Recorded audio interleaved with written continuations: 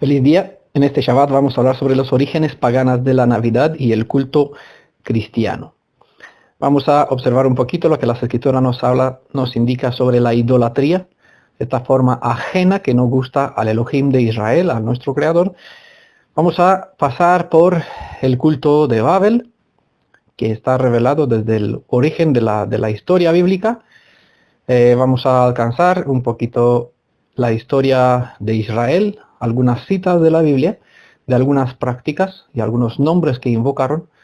También vamos a llegar hasta el tiempo del nacimiento, de lo que se celebra durante este mes, el mes duodécimo del calendario gregoriano, el mes de diciembre, donde se celebra, muchas personas pues celebran el nacimiento de Mesías, del dicho Cristo. Y también vamos a observar un poquito de la historia de cómo o qué relación tiene el culto de Babel con el cristianismo, y así entender un poquito el origen de la Navidad y las raíces del culto cristiano, es decir, cuál es el culto venerado dentro del cristianismo, a pesar de que se pretende que el culto cristiano está edificado como continuación de la vida de los discípulos, de los apóstoles. Pues un poquito vamos a repasar la historia para tener conocimiento de ciertos datos. Diciembre es un mes de fiestas, compras, regalos. La gente está tan apresurada que no les importa el verdadero significado de esta fiesta, que es la Navidad o Natividad, que se celebra desde hace años en los llamados países cristianos. Mientras los discípulos del Redentor de Israel estaban en vida, nos dejaron informes sobre una hora de apostasía dentro de las filas de los nuevos creyentes y que hay una hora de iniquidad, cuyo comienzo empezó mientras ellos estaban en vida. Dijo Pablo, Shaul, con su nombre hebreo.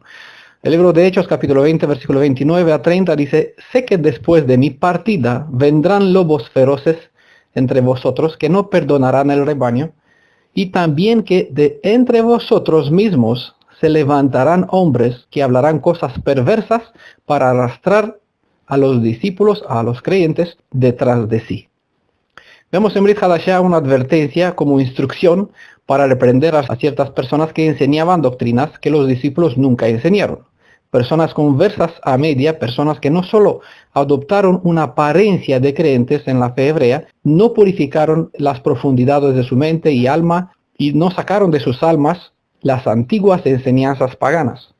Como hoy en el mesianismo, habían personas que llegaron a creer en Yeshua HaMashiach, nombre real hebreo del Mashiach, del Redentor de Israel. Nunca se cambió, los nombres no cambian jamás, por eso lo enfatizo. Habían personas en el pasado, como también hay hoy día, personas que encontraron una asociación entre el Redentor de Israel y el Mesías, en cual ellos esperaban seguir según los credos de las culturas religiosas ajenas al pueblo de hebreo. Así bien, Pablo enseña en 1 Timoteo capítulo 1 versículo 3, al partir yo para Macedonia, te ruego que permanecieras en Éfeso, para que mandarás a algunos que no enseñen doctrinas extrañas. El dicho de Pablo fue una comparación con el dicho de Moisés, donde antes hemos visto en Hechos capítulo 20, 29, 30, sé que después de mi partida, después de mi muerte, a eso se refiere. Pues el dicho de Pablo fue una comparación con el dicho de Moisés. Pueden leer en Deuteronomio capítulo 31, versículo 29, el mismo estilo de presentar, de describir un asunto. No es tanto por el dicho, sino por la referencia a lo que anunció que sucedería después de la muerte de Moisés. Pues Deuteronomio 31 a 29 pueden ver que Moisés dijo claramente, una vez que yo me vaya, es decir, que va a morir, el pueblo pues ya se descarriará.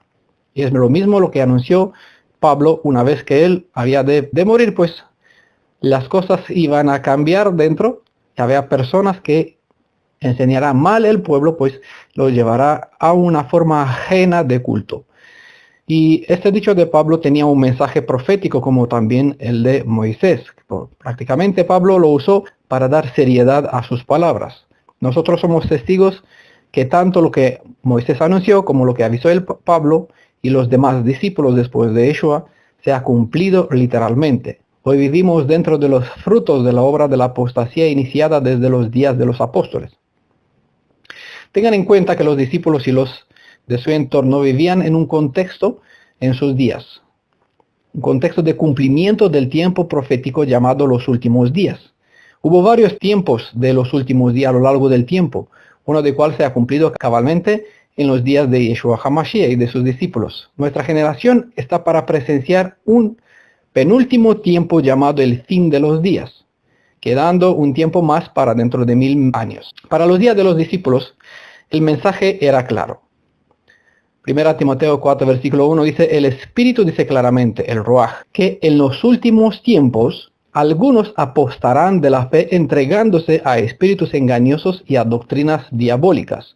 Bueno, pueden comparar el libro del profeta Jonás, capítulo 2, pueden comparar con el libro de Hechos, capítulo 2, donde Pedro presenta bien claro lo que se enseñó el libro de Joel, capítulo 2, lo que el profeta Joel anunció, se cumplió literalmente, llamando aquel tiempo de los días de los discípulos en el contexto de la fiesta de Shavuot, como es conocida en el cristianismo como la fiesta de Pentecostés, de los 50 semanas, estaba en los últimos días, ¿vale? Por eso este concepto de Pablo, el Espíritu dice claramente que en los últimos tiempos, ya el credo de aquel momento era que vivían en los últimos tiempos. Bueno, últimos tiempos de su generación, estamos en nuestros últimos tiempos de nuestra generación, tiempo en cual no habrá un fin del mundo, sino el tiempo final de la expatriación, del castigo, de la restauración de Israel también. El tiempo cuando vamos a presenciar el segundo éxodo. Desde luego que el espíritu que obra por el mundo no ha cambiado de estilo, razón por cual presenciamos el mismo estilo de engaño en nuestra generación. La obra del reemplazo de la fe hebrea por la creencia mezclada del nuevo corriente llamado cristianismo, como de suplantar el derecho de la nación de Israel con un dicho Israel espiritual, comenzó en los días de los apóstoles. Y eso lo vemos bien claro en 2 Tesalonicenses 2, capítulo 7, porque el misterio de la iniquidad ya está en acción. Por eso le dije, desde los días de los apóstoles empezó una obra de cambio, ¿vale? Un cambio de identidad. El mismo Yeshua, nuestro Redentor, y Elohim advirtió en su generación, pues surgirán falsos Mashiach y falsos profetas que harán prodigios para engañar, si fuera posible, a los mismos elegidos. Marcos capítulo 13, versículos 5 y 22. Al decir Mashiach, la palabra hebrea define a ciertas personas que se presentan como si fueran ministros de Yeshua, que pretenderán ser ungidos o que tengan el Ruach, espíritu, del propio Redentor. Es decir, ninguno se presentarán, yo soy Yeshua, sino que van a hacer uso de su nombre, del nombre de Yeshua, en sus labios, y pretender que ser ungidos son Mashiach. Vendrán muchos Mashiach, es decir, muchos ungidos, muchos Mesías, como es traducido en las ediciones del Reina Valera, y confundirán a muchos y engañará a todos cuantos no buscan por sí mismos regresar a la raíz de la fe hebrea. Pues la raíz de la fe hebrea es conocer quién es y cómo es el Elohim de Israel. Para eso es necesario estar muy atentos, pues el diablo como león rugiente ronda buscando a quien devorar. Nos informó también Primera de Pedro en su libro, capítulo 5, versículo 8. Bueno, eso como una breve introducción de lo que sucedió después de los discípulos, de la partida de los discípulos. El Brit Hadashah pues nos da ciertas instrucciones sobre el contexto de su época, porque la falta de confianza, de conocimiento en el Elohim de Israel, en aferrarse al Elohim de Israel, a la Torah, pues muchas personas llegaron con una alma adulterada a media, buscando por intereses sacar privilegios, sacar provechos de la fe hebrea. Hay muchos ejemplos sobre eso también en el libro de los Hechos. Algún brujo que querían el poder, no estaba dispuesto a renunciar a sus libros, pero querían el poder de obrar milagros en el nombre de Yeshua. Y hay otro caso donde en el mismo contexto una persona pues usaba el nombre de Yeshua para sacar demonios y el mismo demonio, el mismo Hasatán, se apoderó de él, porque claramente yo conozco a Pablo, yo conozco a los discípulos, sé quién es Yeshua, pero tú quién eres. Es decir, hay muchas personas que vienen, hace uso del nombre de Yeshua, pero el espíritu del engaño no es tonto, no es ignorante. Entonces, tenemos que tener un poquito conocimiento del contexto de esta obra de iniquidad que empezó desde aquel momento brotar, ¿vale? Nosotros hoy solamente vemos lo que se nos presenta y lo que se nos presenta se presenta como verdad, pero el verdad de ahora es oscuridad profunda. Es lo que las escrituras, lo que Yeshua mismo nos enseñó. Si la luz que ves es oscuridad, ¿cuán profunda tiene que ser aquella oscuridad? Pues para entender la profundidad de la oscuridad, pues es bueno también indagar la historia, indagar la cultura, ver lo que las escrituras mismas nos revela tanto en el Tanaj y en el Brit, y así despertar del engaño en cual muchos hoy viven. La natividad es una palabra que en el latín nativitas significa nacimiento. Fue Sexto Julio Africano, una persona que vivió por el año 160-240 de nuestra era. Fue un historiador y apologista helenista de influencia cristiano-africana. Se le considera el padre de la cronología después de los discípulos, de los apóstoles.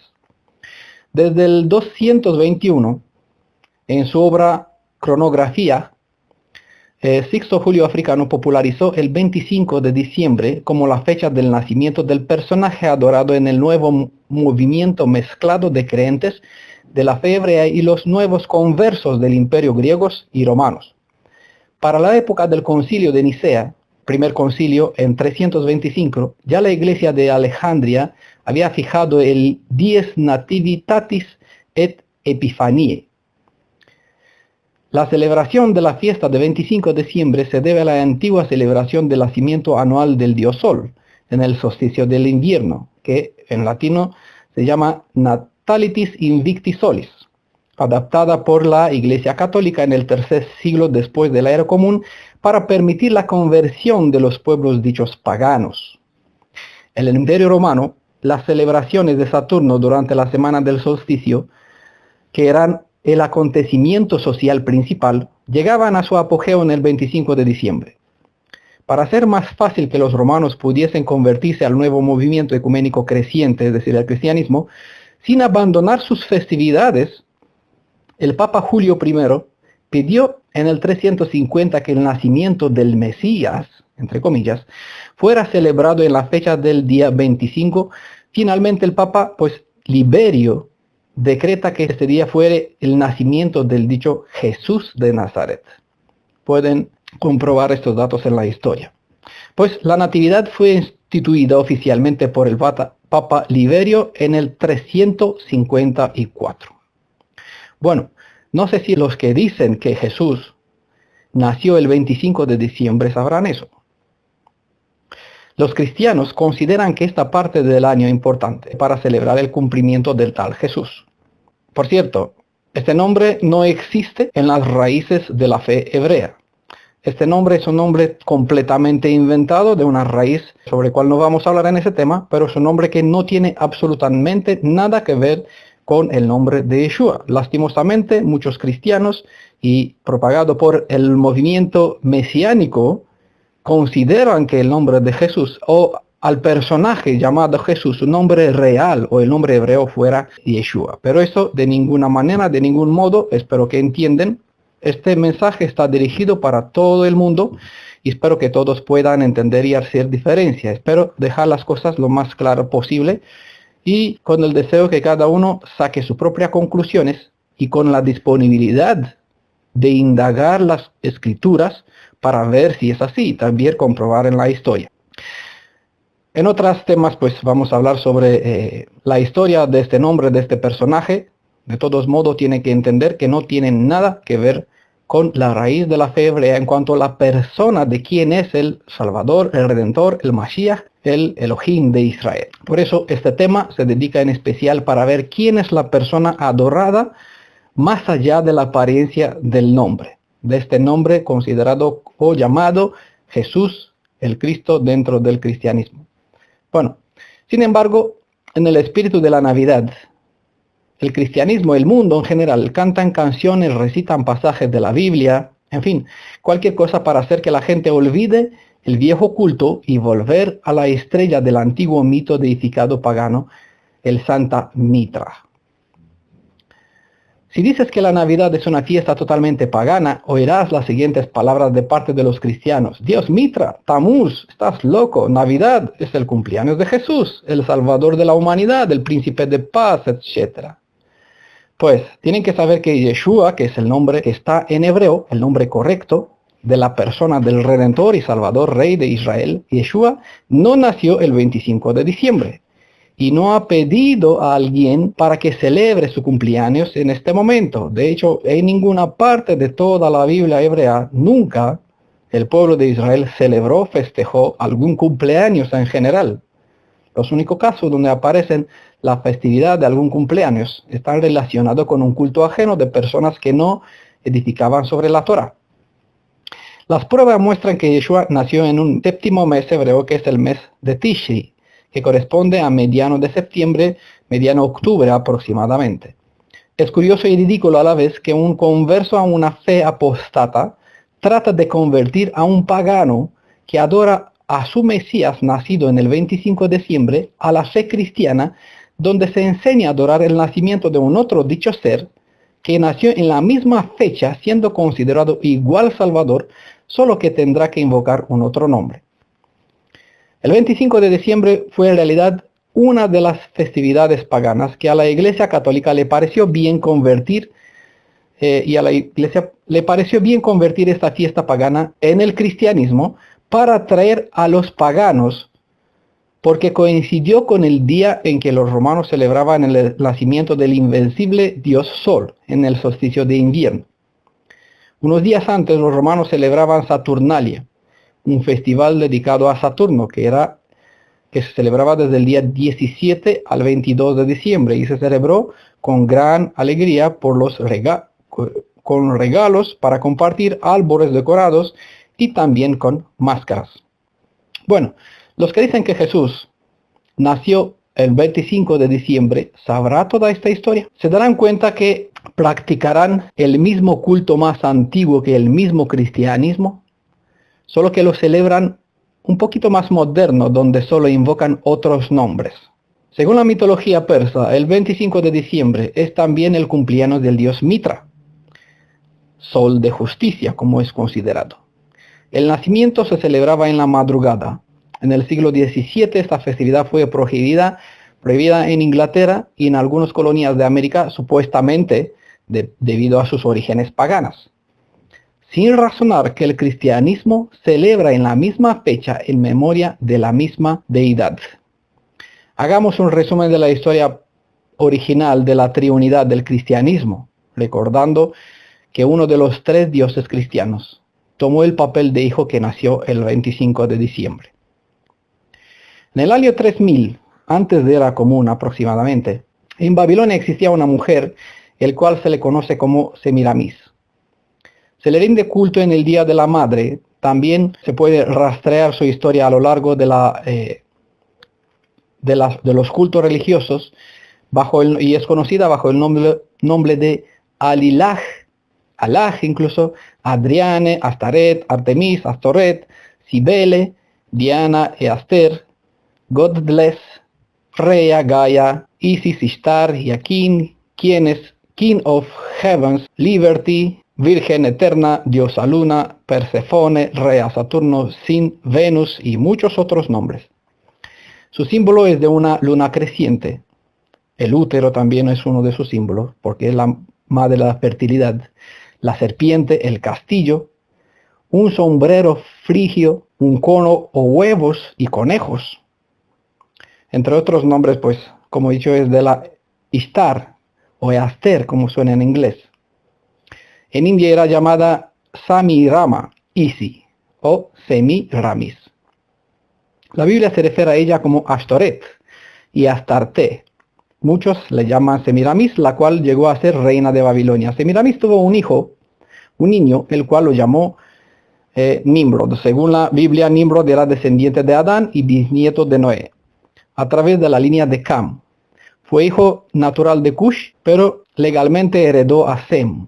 Puede verse en el capítulo de la Torre de Babel en la Biblia. Cuentan ciertos relatos que Semiramis fue la madre de Nimrod, que después se convirtió en su esposa. Sem, el hijo menor de Noé y su tío abuelo de Nimrod, había estado luchando por muchos años contra la idolatría que se extendía desde Babilonia. La Biblia no habla de cómo murió Nimrod. Hay muchas fábulas y relatos sobre su muerte, incluyendo una que dice que Sem mató a Nimrod. Este le cortó en pedazos y mandó por todos los lados del imperio de Nimrod como muestra de lo que habrá de suceder, como evidencia de lo que habrá de suceder a todos los que adorarán los ídolos. Lo que se puede concluir basándose en todos los relatos es que Nimrod murió de una forma violenta. Al quedarse embarazada, Semiramis afirmó que el embarazo fue un milagro porque el sol la rodeó con sus rayos dejándola preñada. Ella agarró Génesis 3, versículo 15, donde se promete que la descendencia de la mujer tendrá un varón, un salvador, y en este versículo con la promesa de un salvador, para decir que ese es el hijo que ella está teniendo, es el hijo del dios Sol, el niño prometido. Pues Nimrod fue deificado y venerado por el culto solar, pero el culto al sol.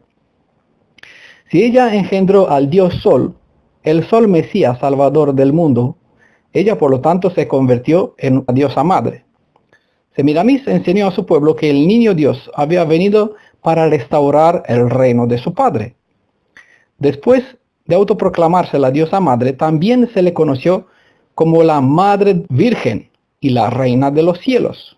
Pueden identificarla también en Jeremías capítulo 4, versículo 27, Jeremías 44, 17 al 19, versículo 25 y otras citas les vamos a citar más adelante.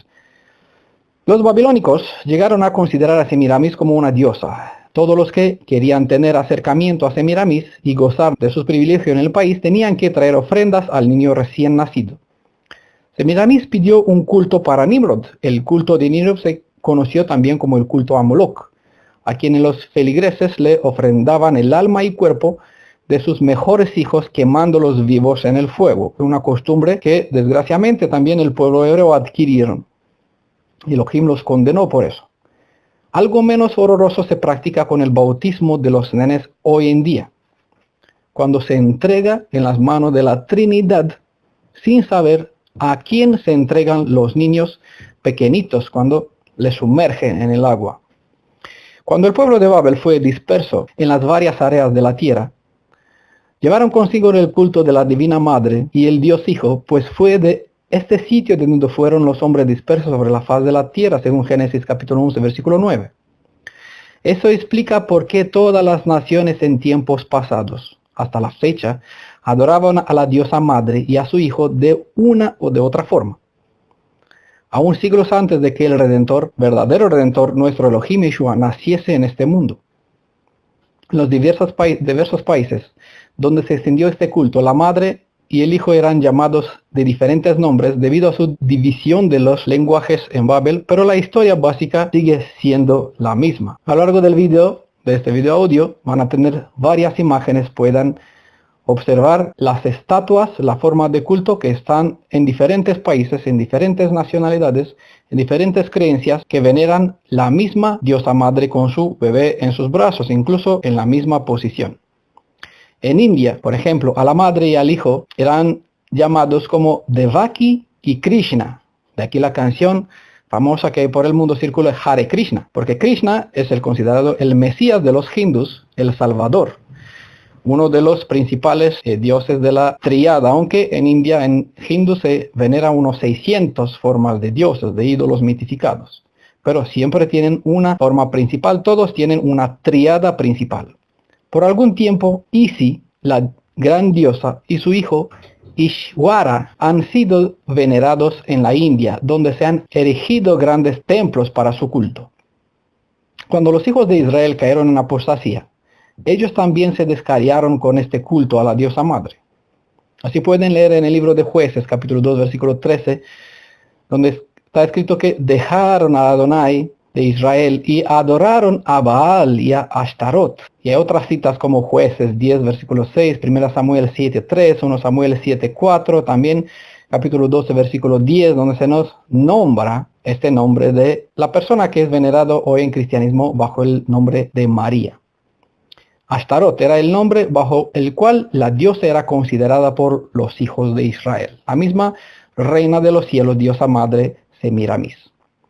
Da vergüenza el pensar que aun aquellos que conocían al Elohim verdadero se alejaban de él y adoraban a la madre y a su hijo, ídolos detestables. Pero eso no cambia hasta la fecha, no cambió. Motivo por el cual el Elohim de Israel, Adonai, sigue llamando a sus hijos fuera de los movimientos que adoran a esta deidad antigua con sus diversos nombres. Así, a este mensaje en Apocalipsis 18, versículos 4 y 5, oí otra voz del cielo, porque no viene de parte de una obra humana, sino que es el mismo Elohim de Israel y Padre de Israel que clama desde el cielo a su pueblo: salgan de ella, pueblo mío. No llama el cristianismo que salga del cristianismo, sino que llama a su pueblo que está entre los cristianos y no solamente entre los budistas, hinduistas, taoístas, shintoístas, el islam y todas partes del mundo por donde hay cultos ajenos, donde la misma deidad, la madre de Dios, como es considerada María, bajo sus nombres, Semiramis y su hijo Tamuz, son adorados en todas partes del mundo.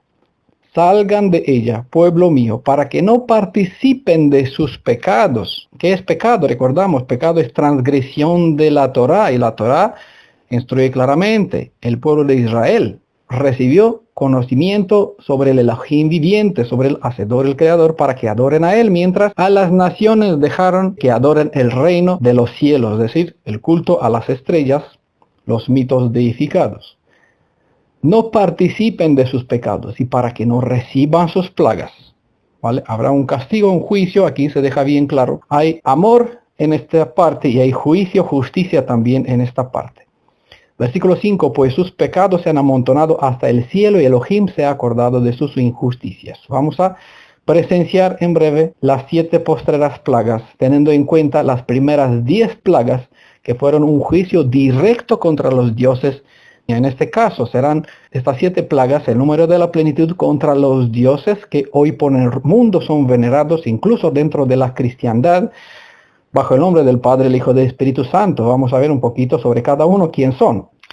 Pues a Tamuz se le conoce también con los nombres de Ahura, Asdá, Apolo, Atis, Bacus, Cúpido, Dagón, Dionises, Faunus, Hércules, Helio, Horus, Júpiter, Kios, Mitra, Ninus, es decir, hijos son, como está en inglés, Osiris, Set, Shamash, Shiva, White Centaur, Son of Et, y también en el cristianismo como el nombre de Jesús. Su simbología tiene que ver con el culto al ojo de la pirámide, el ojo que todo lo ve, como es bien conocido, la rueda solar, también la estrella siria, el árbol de Navidad y también el toro. Son símbolos usados para identificar el culto a este dicho llamado Salvador, Tamuz, ¿vale? Mesías, como es considerado, llamado con la palabra griega en el cristianismo. Nimrod fue a cambio simbolizado como un pez y la reina Semiramis también como un pez y una paloma. Semiramis fue llamada la reina del cielo, Rea, en la mitología griega, la madre virgen de los dioses, y a su vez conocida como la gran madre tierra, Nuhursag, como es su palabra del norte, de los reinos del norte. Semiramis es probablemente simbólica de Nuhursag en la mitología sumeria, la creadora de las castas cruzadas, el reptil humano, ¿vale? Porque su pareja fue Eigil, otro nombre dios, y de aquí se engendró el culto reptiliano como el culto de los Anunnaki. Nimrod era el dios pez Dagón, identificado en la Biblia como el mito deificado de los filisteos, como mitad hombre, mitad pez, o la imagen de Nimrod. Es posible que esta apariencia descrita fuera simbólica, refiriéndose a él, ya que Nimrod era considerado como mitad humano y mitad reptil escamado. La reina Semiramis también era simbolizada como un pez porque los babilonios creían que el pez era un afrodisíaco y así se convirtió en el símbolo para identificar a la diosa del amor. De aquí el uso del pez en el símbolo y la arquitectura de los cristianos. comprendan que las raíces del símbolo cristiano del pez no tiene nada que ver con el culto hebreo, porque nunca está presentado esos símbolos ni se le da cierto valor al pez. Las raíces de las enseñanzas sobre sus valores están en los cultos antiguos. El nombre Semiramis fue desarrollado a partir de la más temprana deidad. Un pez y una paloma son dos símbolos que todavía son ampliamente usados en rituales de antiguas religiones ceremoniales, aunque la mayoría de las personas involucradas no tienen ninguna idea del verdadero significado. Por eso, dentro del cristianismo aparece el famoso místico, tercer miembro de la deidad, que es considerado alguien que no se sabe cómo se llama ni quién es. Y así se presenta el Espíritu Santo, entre comillas. En realidad, el Espíritu Santo siempre, como su apariencia de paloma blanca, siempre ha sido uno de los símbolos que describía la identidad o el culto adorado por Semiramis. También fue venerada Semiramis bajo el nombre de Astarte, la mujer que hizo torres, según el significado de su nombre, y esto podría referirse a la Torre de Babel, recordando Babilonia, que según los textos Nimrod construyó.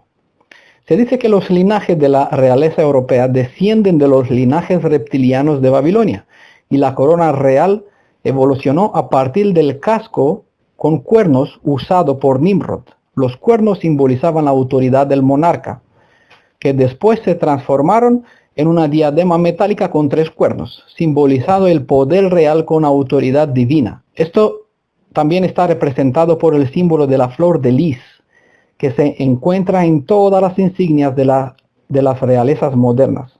Según los teóricos de los antiguos cultos, la jerarquía real, Draco, los blancos, albinos, alados, poseen cuernos, por tanto ellos sostienen que de ahí proviene el verdadero origen de los tocados con cuernos de la realeza antigua. La representación clásica del diablo también tiene cuernos como Draco. El Nimrod le fue dado el título de Baal, the Lord, como está en inglés, el Señor. Y Semiramis era Baalti, es decir, mi lady, como está en inglés también, o mi dama. El término en latín para mi dama es mea domina, que en su forma italiana corrupta se transformó en Madonna. Nimrod fue presentado en su papel de Dios el Sol, el padre, y Ninus, el hijo de Semiramis. Y su rama de olivo era simbólica de este vástago producido a través de un alumbramiento virginal, entre comillas, porque se supone que no tuvo contacto con algún varón, sino que fue un milagro. Ninus es otro nombre de Tamuz. Entre los chinos, como paréntesis, se llamaba a la diosa madre Xingmo, o Santa Madre. Se representaba con un niño en los brazos y rayos de gloria alrededor de su cabeza. Los germanos veneraban a la Virgen Gerta con un niño en los brazos. Los escandinavos la llamaban Disa y también la presentaban con el niño en brazos. Los etruscos la llamaban Nutria. En India, la Indrani, que también era representada con un niño en los brazos. Y también entre los druidas adoraban a la Virgo Puritura como la madre de Dios. Entre las imágenes que serán subidas en el vídeo van a ver evidencias de las culturas antiguas.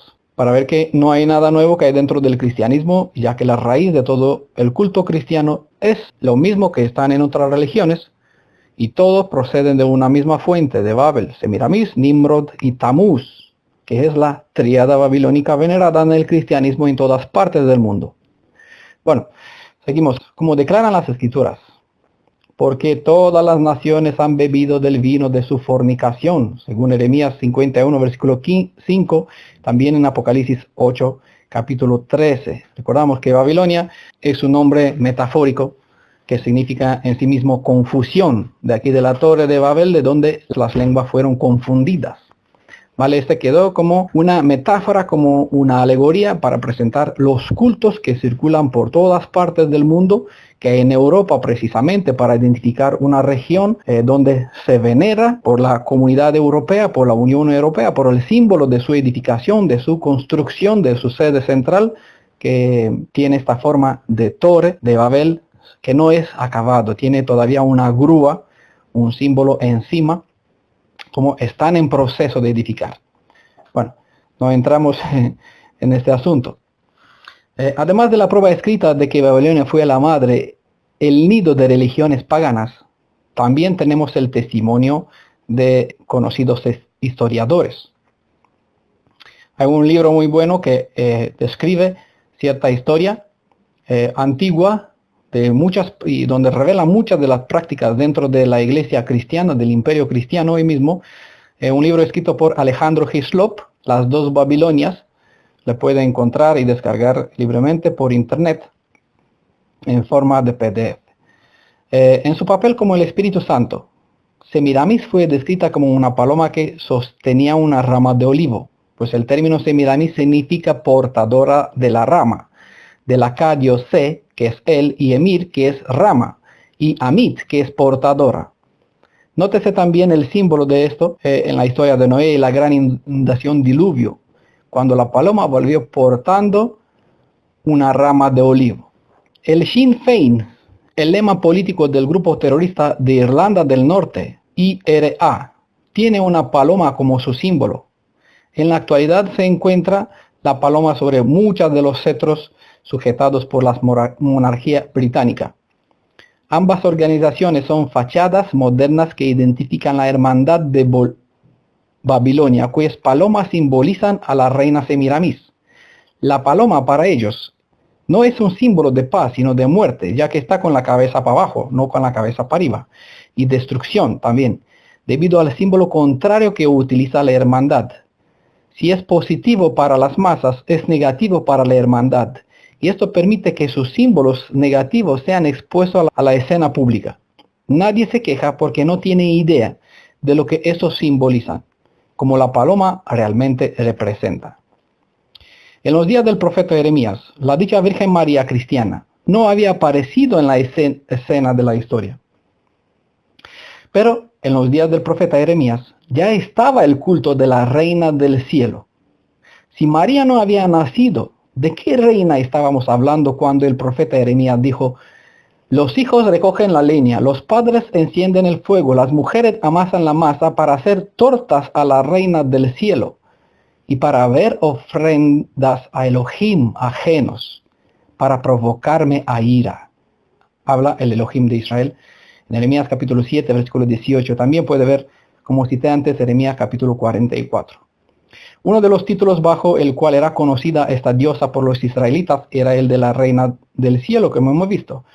Y también pueden ver en todo el capítulo 44. El profeta Jeremías los reprendió por venerarla, pero ellos se rebelaron a pesar de su advertencia. Y fue así como trajeron sobre sí mismo una plena destrucción por la mano de Elohim. Eso cuando ellos estuvieron en Egipto, después de que huyeron a causa de la destrucción de Jerusalén en el tiempo de Nabucodonosor, el emperador de Babilonia. En Éfeso, ya volviendo a Brit Hadashah, en Éfeso la gran madre era conocida como Diana. El templo dedicado a ella en esa ciudad era una de las 7 maravillas del viejo mundo. Y no solamente en Éfeso, sino también a través de Asia y del mundo entero era venerada la Divina Madre, hemos visto. Veamos el libro de Hechos, capítulo 19, versículo 27.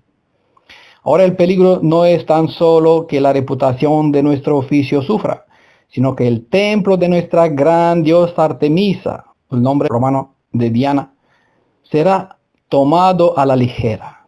Podría terminar ella misma con su deidad, temían por que se acaba su culto, la cual es adorada a través de todo el mundo, dice en Hechos 19, 17, siendo ignominiosamente despojada de su majestad divina. ¿Vale? Se actualizan esta cita a la Iglesia Romano-Católica, al culto mariano hoy día. Del culto a Diana, reina de los cielos, no han cambiado, la actitud es la misma. Si María no había nacido, ¿de qué reina estaba hablando Jeremías? ¿De qué reina se adoraba en los días de los discípulos? Estaba hablando de Semiramis en aquel tiempo Jeremías.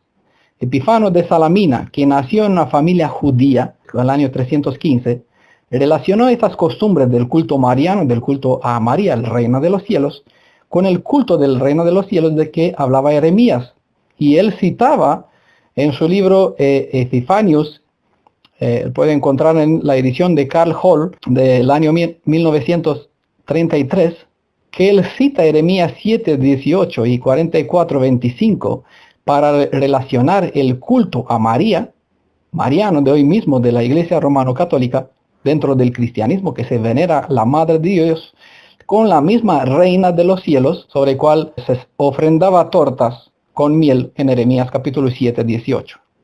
La madre babilónica era conocida como Afrodita o Ceres por los griegos, Nana por los sumerios y como Venus o Fortuna por sus devotos de los viejos días de Roma. Su hijo era conocido también como Júpiter, hemos visto. Cuán trágico fue que esta congregación de creyentes en Yeshua, nuevos, aceptará y aún adoptará la idolatría abominable de la diosa madre, disfrazándola bajo el hábito de la cristiandad. ¿Cómo pasó el culto de Semiramis y Tamuz a ser venerado en el cristianismo? El culto a Semiramis creció y fue tan propagado, y después de todo, cuando Cristo, ¿vale?, como es conocido dentro del cristianismo, título dado al hijo unigénito, ungido de Semiramis, título dado al Tamuz, Cristo como en sentido de Mesías, de Salvador del mundo, ¿vale? Este culto comenzó a fundar su congregación. Desde entonces, desde cuando empezó a fundar su congregación, su comunidad, en los días del nacimiento de este Cristo, pues este fue propagado desde Semiramis, desde Torre de Babel.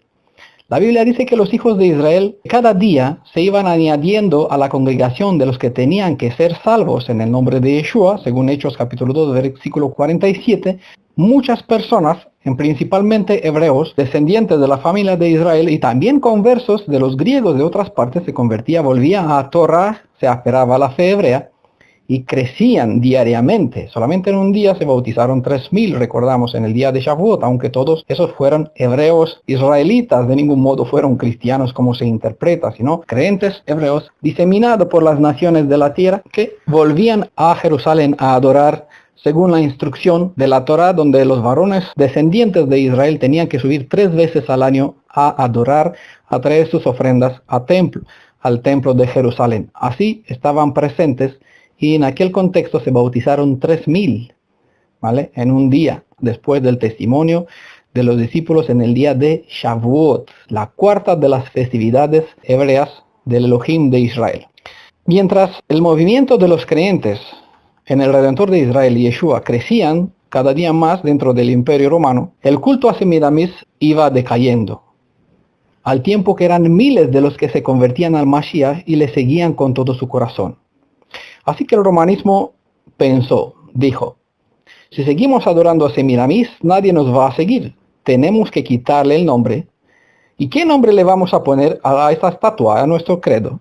No le podían poner Carme o Juana. Pues la mujer amada por todos los apóstoles, miraron al movimiento creciente, la mujer amada por todos los apóstoles y todos los judíos creyentes en Yeshua era Miriam.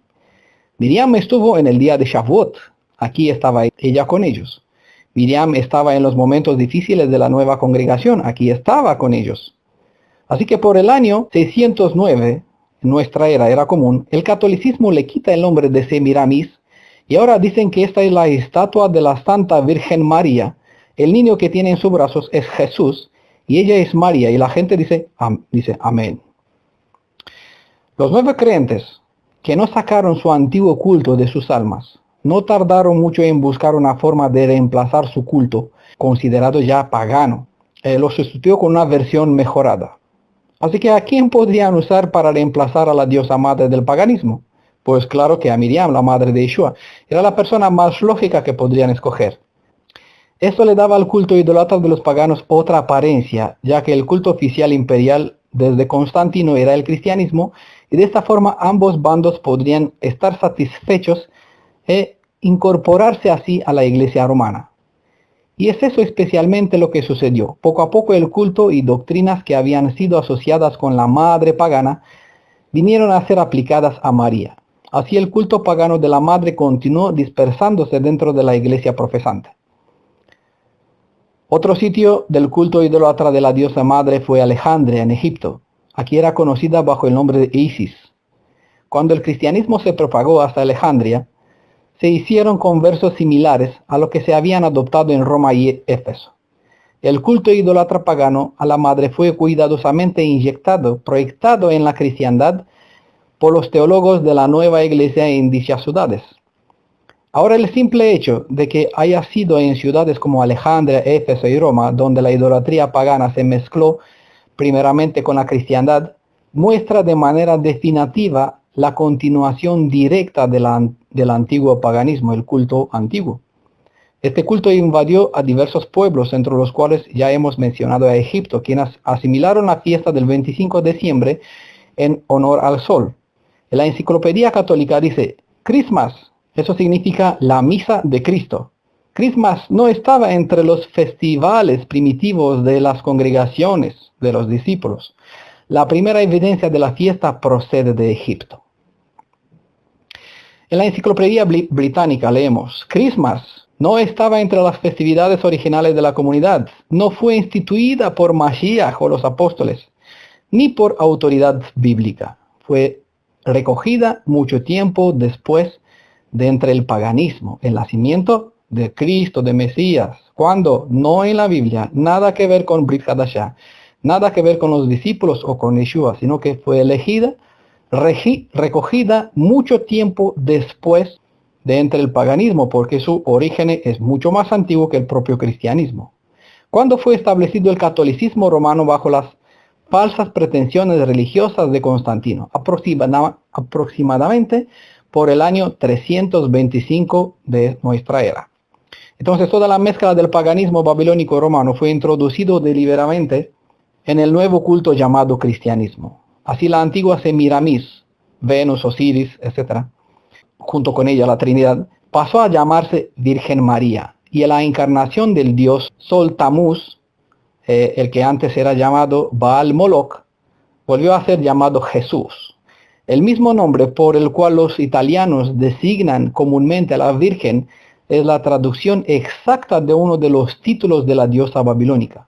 Así como Baal o Belo era el nombre de la gran divinidad masculina de Babilonia, así la divinidad femenina se llamaba Beltis. Este nombre se ha encontrado en Nínive, explicado con referencia a la madre de los dioses. Esas evidencias están en el libro Nínive y Persepolis, página 459. Y en un discurso atribuido a Nabucodonosor, conservado en el Preparatio Evangelii de Eusebio, su libro, el noveno libro, suyo en capítulo 41, ambos títulos, Belo y Beltis, se asociaban como los títulos de la gran diosa de Babilonia. El griego Belo, como representación del más alto título del dios babilónico, fue indudablemente Baal, conocido bien en las escrituras, traducido con el Señor. Por tanto, Beltis, como el título de la divinidad femenina, era el equivalente de Balti, que en inglés es mi lady, en latín mea domina, y en italiano se cambió por el bien conocido Madonna. En relación con esto puede observarse que el nombre de Juno es la clásica reina de los cielos, que en griego era Hera, también significaba la señora, y que el título peculiar de Cibeles o Rea en Roma era Domina o la señora. Además, hay una poderosa razón para creer que Atena, el bien conocido nombre de Minerva en Atenas, tiene el mismo significado. La palabra hebrea Adón, señor, los griegos lo pronuncian Aton. Tenemos evidencia de que este nombre era conocido por los griegos asiáticos, de cuya idolatría vino en gran medida en Grecia, Europa, como un nombre de Dios bajo la forma de Atán.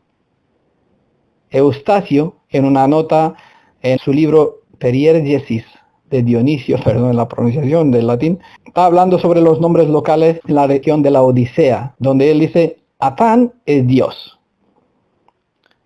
De aquí las traducciones con Señor, que llegaron a sustituir las 4 consonantes dentro de las ediciones cristianas. Todas partes pueden leer Señor. Sin duda Minerva se presenta comúnmente como virgen.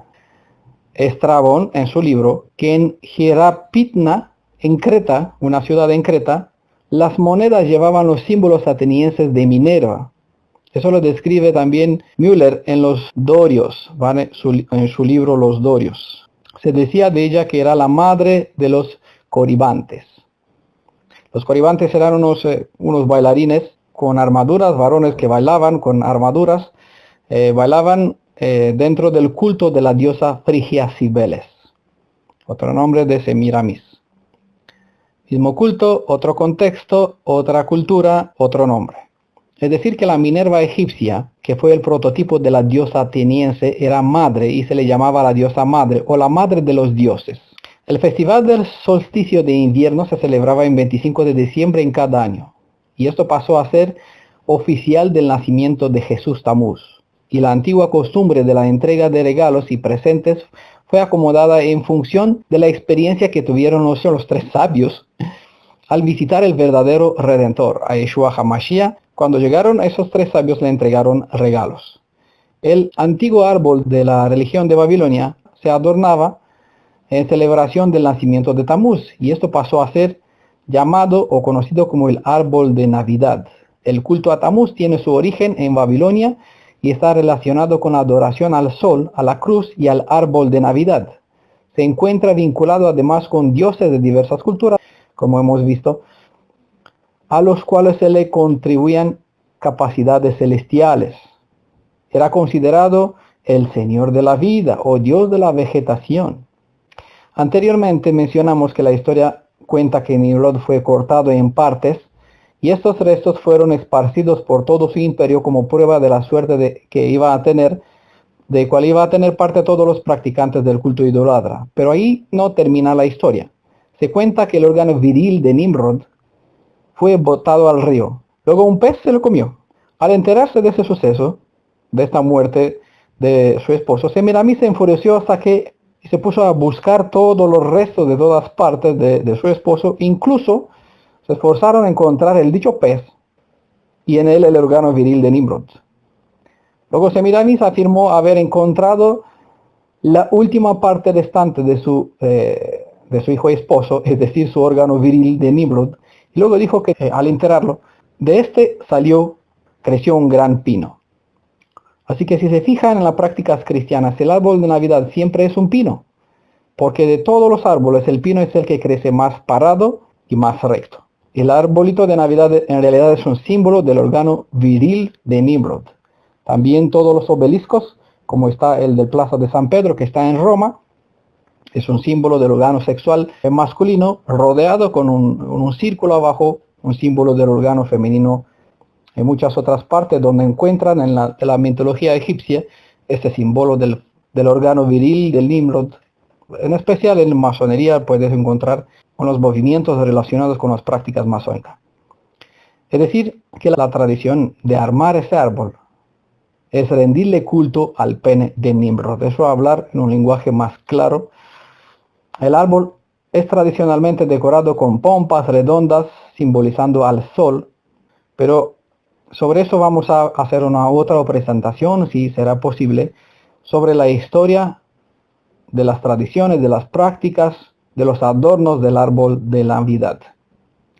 Bueno, finalmente cuando el culto a María se hizo una doctrina oficial en la Iglesia Católica, en el año 431 era nuestra, fue precisamente en el concilio de Éfeso, la ciudad de la diosa pagana madre Diana. Eso como una referencia a capítulo 19 de los libros de Hechos. Es obvio la influencia pagana que introdujo el concilio a tomar esta decisión en Éfeso, justamente en la ciudad de la diosa madre. Como vemos, la fiesta religiosa originada en Babilonia no solamente invadió los pueblos paganos, sino también a dicha iglesia cristiana apóstata.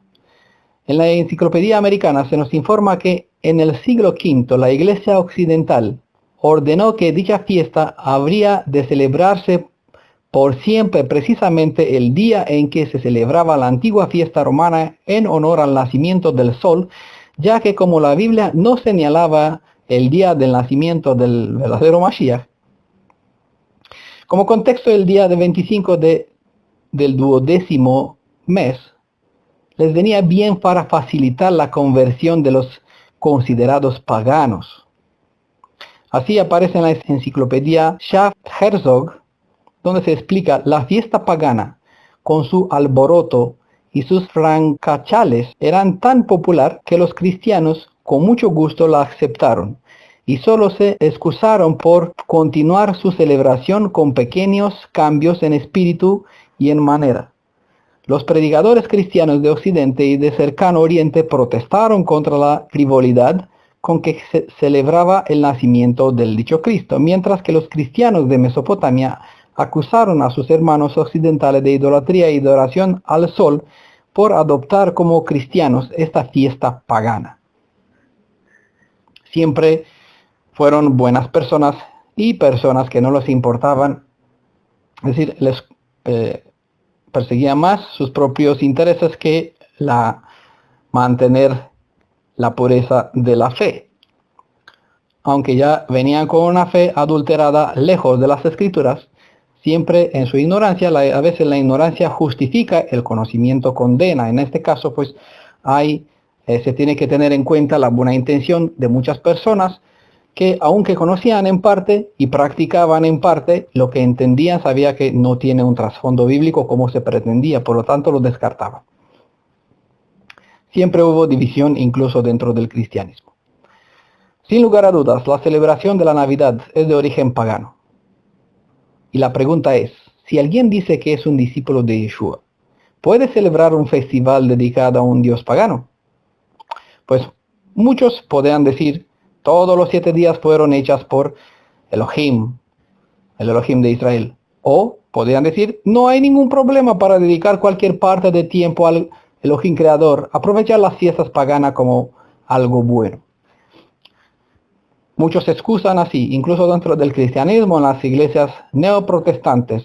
Dice, nosotros no celebramos la festividad esta pagana del árbol de Navidad, pero para atraer a los creyentes, para buscar nuevos conversos, es decir, repite el mismo estilo cristiano del principio para convertir a los paganos a otro culto igual de pagano. Es lo que hacen muchos neoprotestantes cristianos. Dice, aquí nosotros no practicamos, tenemos la creencia más pura, los católicos son malos porque adornan el árbol de Navidad, pero nosotros también lo ponemos en nuestras iglesias para atraer a los demás y hablarles de nuestro Jesús. Pero bueno, si tú tratas de convertir al católico a una iglesia baptista, pentecostal, adventista, por ejemplo, ¿qué estás haciendo? Tanto el católico como el adventista adora al mismo Jesucito, adora la misma Trinidad, adora por igual al Padre, el Hijo y el Espíritu Santo, que no es más que Nimrod, Tamuz y Semiramis, bajo su símbolo de paloma, de espíritu. ¿Vale? Entonces, no tiene ningún sentido convertir un cristiano al otro grupo dentro del mismo cristianismo. Pero bueno, aquí no podemos hacer nada. Entonces, siempre se usa la misma excusa, porque el mismo espíritu desde los días de discípulos no han cambiado hasta la fecha. Las escrituras nos enseñan lo contrario, que no debemos respetar ni aprovechar las fiestas de los paganos inmundos de ninguna circunstancia. Hay prohibición total. Las escrituras presentan claramente que debemos obedecer los mandamientos, la fiesta de nuestro Elohim, Yehayah Vejové, como se presenta bajo sus 4 consonantes, que no son un nombre, ¿vale? Sino es la forma como nosotros nos referimos a el que será, el quien fue, quien es. Es el Elohim viviente, el Todopoderoso. Así leemos en Levítico capítulo 18, versículo 30. Por lo tanto, obedezcan mis instrucciones. ¿Vale? Las demás naciones pues obedecen las instrucciones de sus Elohim. El pueblo hebreo tiene que obedecer las instrucciones de su Elohim, de su Padre. Y no se contaminen a sí mismos al cometer cualquiera de estas prácticas detestables que cometieron los pueblos que vivieron en la tierra antes de ustedes. Yo soy Adonai, su Elohim. ¿Vale? La palabra Adonai se usa como referencia a todos en el mundo judío y hebreo. Sabemos que se pronuncia para presentar más corto las 4 consonantes. Yod, Hei, Vav, Hei. No es una referencia al Señor, sino es una palabra especialmente elegida para que sirva en lugar de vocalizar Yehayah, Vejové, Yehayah, Jové, los 3 verbos presentados en las 4 consonantes Yod, Hei, Vav, Hei, que nunca se ha presentado como nombre, sino como referencia de un apelativo al Elohim viviente, el Elohim de nuestro padre, de Abraham, Isaac y Jacob. Yo soy vuestro Elohim. Segunda Reyes, capítulo 17, versículo 34 hasta el 36, dice: todo eso sigue igual hasta el día de hoy. Y eso entendemos que la historia no cambia. Por esa razón él se presenta, seré. ¿Quién será para nosotros? Cuando leemos las 4 consonantes, leemos los 3 verbos. Será, quién fue, quién es. Él no está en el tiempo y nos presenta la historia desde antes. Siempre, ¿con quién me van a comparar? ¿Vale? Que se presenten los ídolos del mundo. ¿Quién puede decir desde el principio lo que habrá de suceder? De este modo se nos presenta aquí. Todo eso sigue igual hasta el día de hoy. Y nosotros le vemos ya 2000 años, 3000 años más tarde, que las cosas siguen igual hasta el día de hoy. Bueno, pero en este caso el escritor del libro de Reyes identificado a su tiempo. Ellos continúan con sus prácticas antiguas en vez de adorar verdaderamente al Elohim de Israel, a Adonai, y obedecer los decretos, las ordenanzas, las instrucciones de los mandatos que les dio a los descendencias de quién, al mundo, no a las descendientes de Jacob, a quien le cambió el nombre por el de Israel. ¿Vale? Todas estas decretos, ordenanzas, instrucciones, mandatos entregados a la descendencia de Jacob es considerado como el libro de la Torá, como es comúnmente conocido, o en el contexto actual del gobierno en cual nosotros estamos acostumbrados, le llamamos la Constitución de la nación hebrea. Versículo 35. Pues Adonai hizo un pacto con los descendientes de Jacob y les ordenó: no rindan culto a otros dioses, ni se inclinen ante ellos, ni los sirvan, ni les ofrezcan sacrificios navideños. ¿Vale? Aquí añado yo la palabra porque tengan que tener en cuenta el culto que se celebra dentro del cristianismo en estas fechas. Versículo 36. En cambio, adoren a Adonai, Yehayah Vejové. Si se quieren vocalizar como una forma más corta de nombre es Yehovah. ¿Vale? No se suele acostumbrar pronunciar como nombre porque no es el nombre en sí mismo. ¿Vale? La forma de Yehovah no es nombre, sino es la forma compacta de vocalizar los 3 verbos. Yehayah Joveh, será quien fue, quien es. Yehayah Vejové. En cambio, adoren solo a vuestro Elohim, quien los sacó de Egipto con gran fuerza y brazo poderoso. Inclínense solo ante él y ofrezcan sacrificios únicamente a él. Y como bien sabemos, pues no dejó una imagen, una representancia, una forma física que nosotros tenemos que venerar sobre él. ¿Por qué? Porque él mismo hizo ya una imagen de su imagen y semejanza en el propio ser humano cuando él lo creó a Adán y Eva.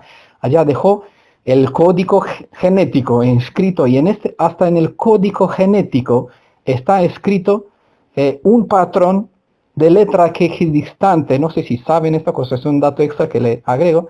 En el código genético del ser humano hay una secuencia de letra equidistante donde te revela en un patrón Yod, Hei, Vav, Hei. Incluso en el código de letra equidistante en Génesis, donde se habla de la creación del ser humano, hay la firma del Aleph Tav, del creador de la tierra. Y allá está en un código de letra equidistante el sello Yod, Shin, Vav, Ain, las 4 consonantes del nombre de Yeshua. Él salva, según el significado real del nombre Yeshua. Él salva.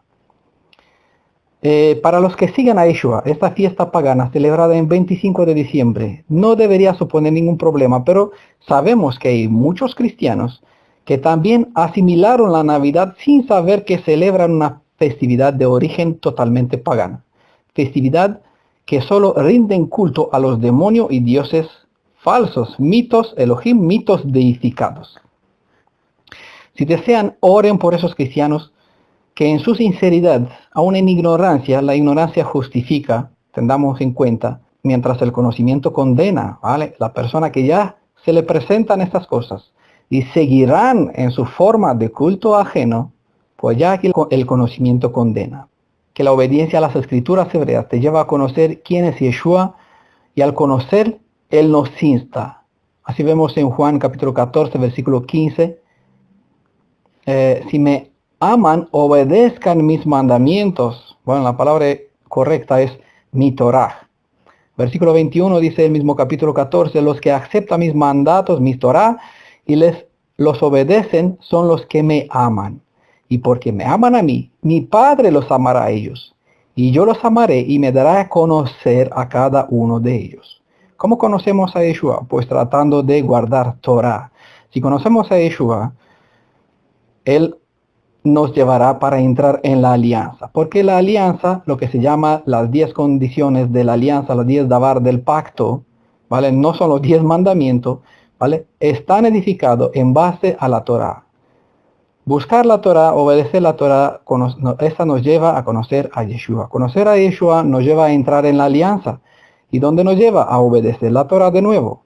Versículo Juan capítulo 15, 10 dice, cuando obedece mi Torah, permanecen en mi amor, así como yo obedezco la Torah o las instrucciones de mi Padre y permanezco en su amor. Una última cita, y con eso acabamos. Isaías 46, versículo 1 a 5.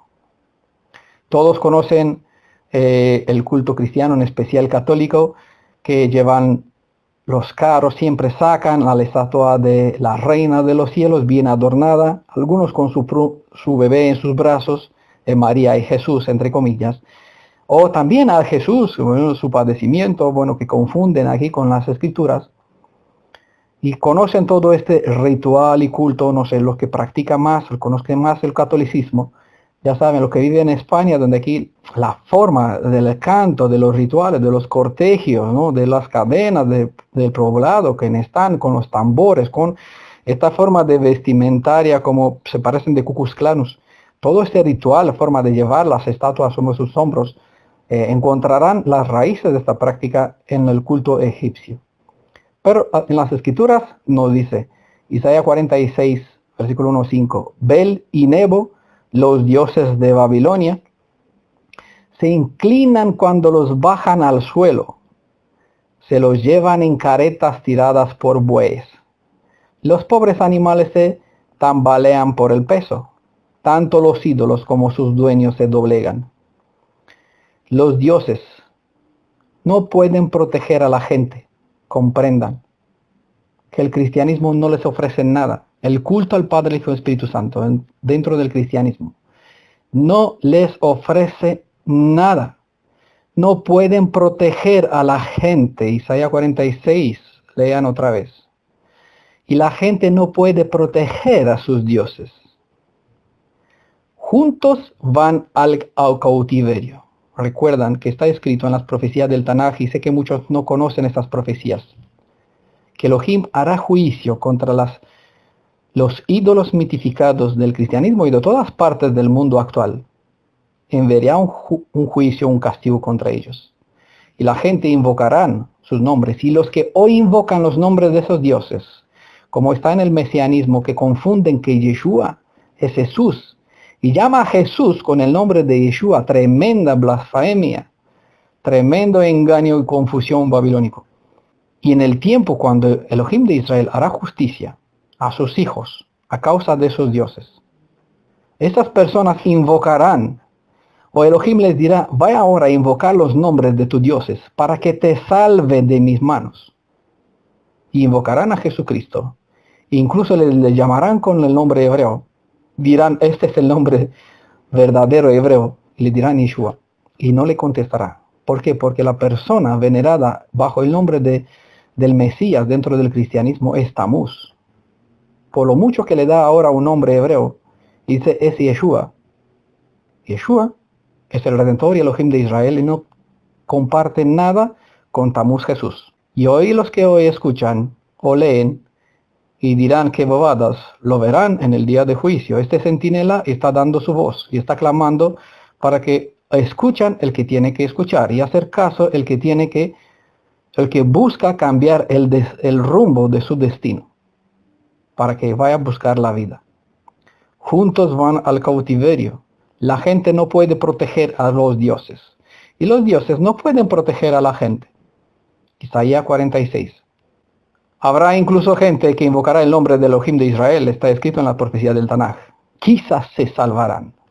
Pero Elohim no se deja engañar. No comparte su gloria con los ídolos. Y sigue la cita.